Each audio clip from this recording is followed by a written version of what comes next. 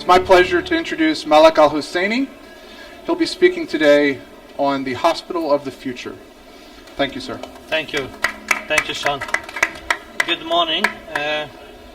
Without further ado, let me talk about the subject. I don't know, I'm happy also after we finish the talk to receive all the questions, and I think the more interesting part is the questions. So the talk today will cover the challenges related to the healthcare as we're going to see them, and what happened in the digital transformation from the perspectives also of the consumer. Talking more now as a patient versus consumer, and what has changed if I want to draw back 50 years backward and view and comparison what happened, and a conclusion on the hospital of the future and where we're driving this. So let's start.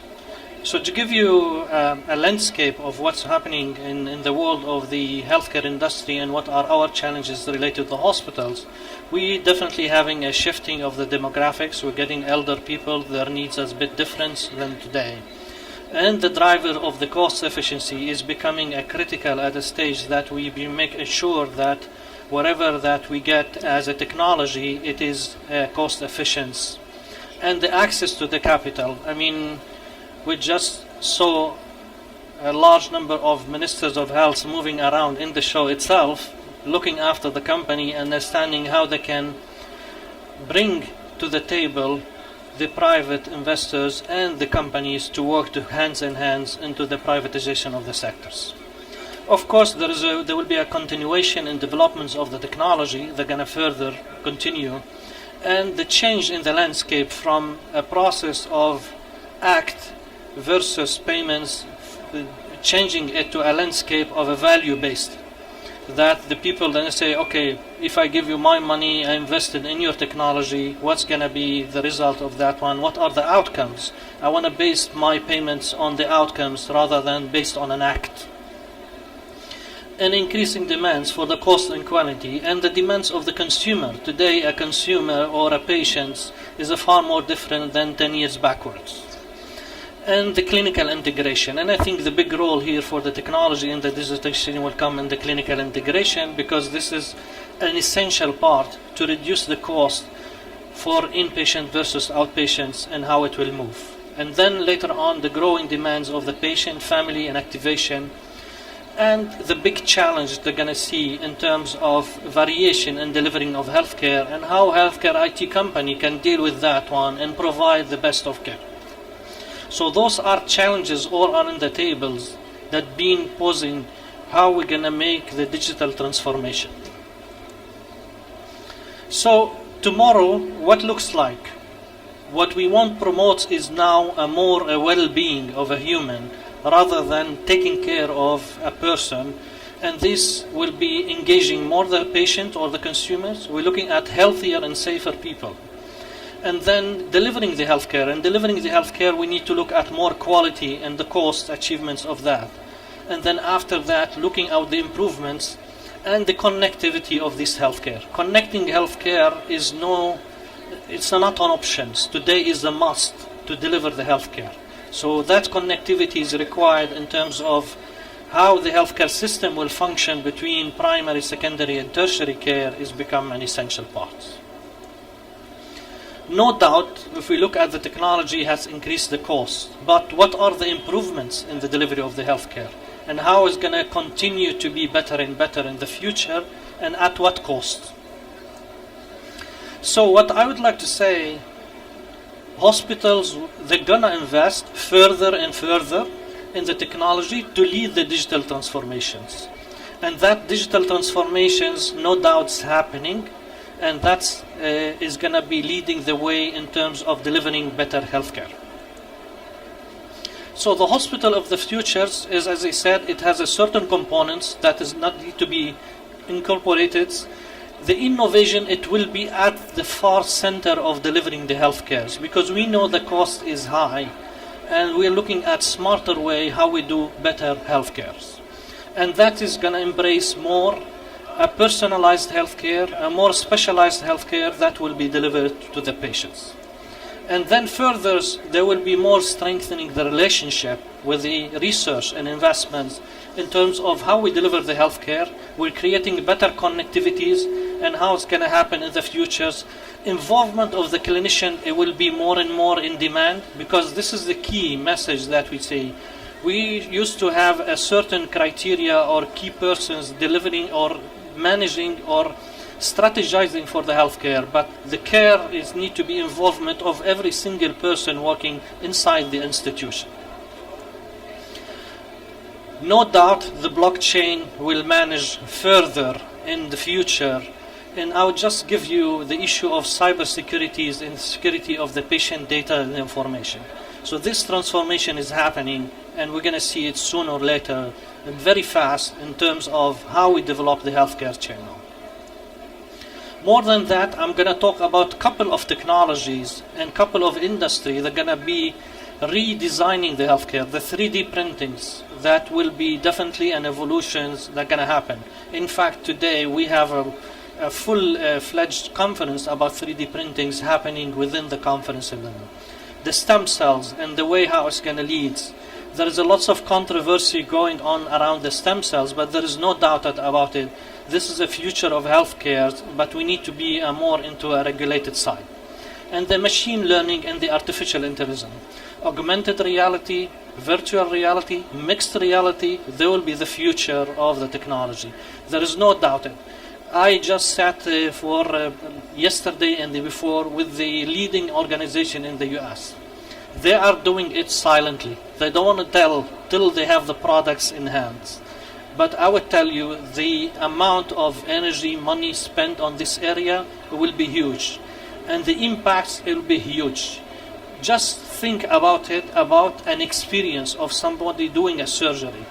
So you'd have the chance to experience this surgery before you go on it.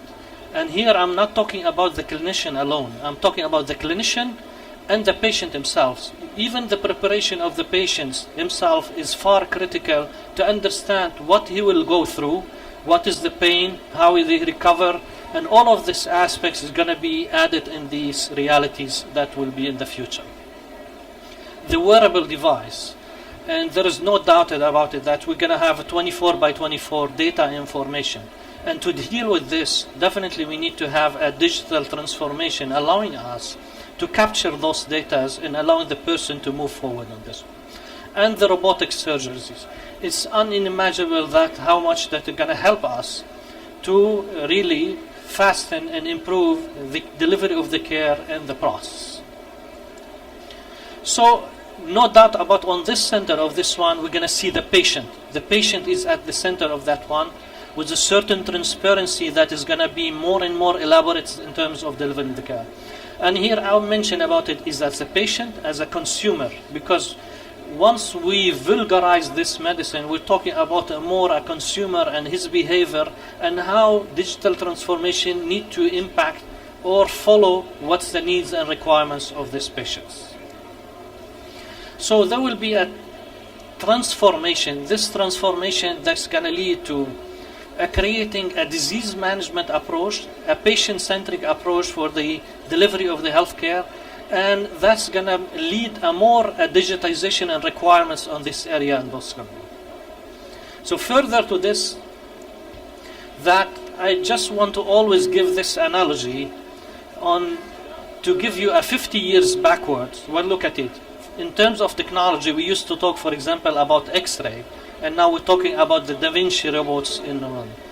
In terms of capacity and beds immunity, we're talking, for example, about the baby bassinets. I don't know if you saw the video of the 1950s talking about an invention of baby bassinets, and now we're talking about the private rooms.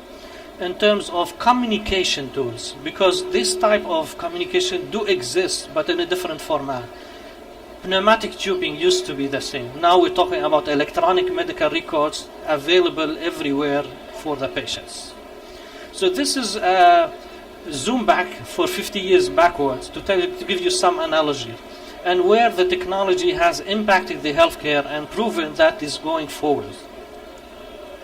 So the care, as we say, we just name it at primary, secondary, and tertiary.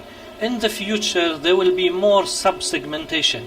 and this is show you a 7 level of cares. At the top of the levels, we're talking about teaching transplant levels, which is very critical in the future. And in my opinion, that will drive. And I will tell you in the next slides what the impacts of this segmentation of the healthcare and the impacts on the structure of the hospitals. So if you look at it in terms of hospital, we used to build a hospital 1,000 bed, 1,500. There is no more 1,000 bed hospitals. We're getting more specialized hospitals, cardiac, orthopedic, emergencies. All of these sectors that will be sub-segmented in terms of giving more specialized care, a more smaller hospital, but focused hospital and delivering in the healthcare. At the same time, if you look at the departmental distribution, in terms of departmental distribution, we're going to see some area moving out. Remember something, anytime you go to the hospital, there is a risk.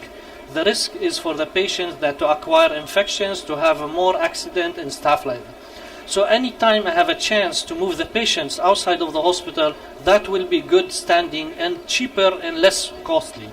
And that means that lots of departments which could be run outside, they will be moving outside, like lab, radiology, all the staff that's going to move on.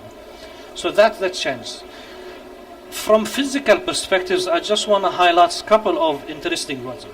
When you plan the hospital, you need to plan for the growth from day one. The structure of the hospital are dynamic structures. Is going to require all the time that you look at it, how you expand. In terms of design, you need to have a more flexible design, convertible, more robust utilities that will allow you to do it. We are talking more and more about plug-and-play technologies that can come forward into delivering the care. And to have a workflow. I mean, even if you look at Cerner, to deal with the patients, you study the workflow of the patients, how it's moving inside the hospitals. And beside all of this, just keep it in the center of it. We need to look at it as a healing environment. This is a place where we need to heal the people. We need to look at all the aspects of the patients rather than just physically looking after them. So, what will look like the future of the tomorrow? We will be all connected. We will have more collaborative care between the different entities and institutions. We have the point of care everywhere, anywhere, like wearing wearable devices or anything like that. The big data will drive the decisions or drive the making the process. The patient experience will become the number one critical factors in terms of delivering the healthcare. And we look at the simplification. Less is more, and home care is better care. So you see it anytime we are able to push the patient or the consumer to stay at home, he will be staying at home, and that will deliver better care for the future. So what I want to say, there is a critical step to go through this one to prove the clinical outcomes, the integration of the care, the improvements of the safety of the patients, and the challenges that we need to meet it with the digital transformation that to be taking in place. And all of that will lead to this one. This is my final slides to take after that the questions. This is a simulation for a patient who's taking care on a single patient rooms where the family stay next, where the physician give the full augmented reality, active reality that you look at it, where there is a time for the family to spend next to it, where there is a dinner that could be hosted inside the room with the family members, and where the patient and family member can be integrated and being part of the care. And thank you very much for your attendance. And if you would like to take any questions. Yeah, so are there any questions for Malek? Any questions for Malek? So I have one. As this continues to move forward, we also see the cost of healthcare going up. Now, the idea is that technology should bring that cost down. But considering the balance, do you have any predictions for us for how long it takes us to get to the big data universe and to where this technology is actually helping us save money in addition to improve quality? There is no doubt at the long term there will be saving of the money. Just look at it from the perspective on integration of primary care, secondary care, and tertiary care. This type of integration, the minute I have a data about the patients, full data, will help me at the end of the day to get better results at the end. And the more I acquire data, the better I do, the better analysis and diagnosis for the patients. So for the long term, definitely there is a saving. And for the long term, if you look at it from the whole ecosystem as a well-being, definitely there is a big saving. In fact, US market is going towards more outcomes-related based care, and more, if you now stop smoking, I can improve your insurance, and I can get you better results. If you smoke more, I can penalize you. So all the ecosystem financially is going to work towards improving the connectivities and the better care.